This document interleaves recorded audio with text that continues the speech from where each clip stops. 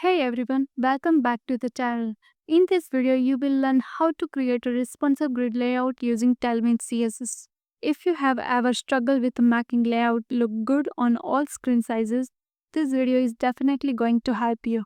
Now, grids are one of the most important parts of the UI design. Whatever you are build a gallery, product card, dashboard, or even a blog layout, a grid makes everything look organized and clean.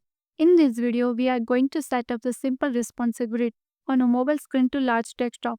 Tailwind provides the breakpoint like SM, LD, LG, and XL, so our grid will automatically adjust as the screen size changes. Using Tailwind CSS, it's super fast, super flexible, and perfect for any projects. If you find this video helpful, don't forget to subscribe to the channel.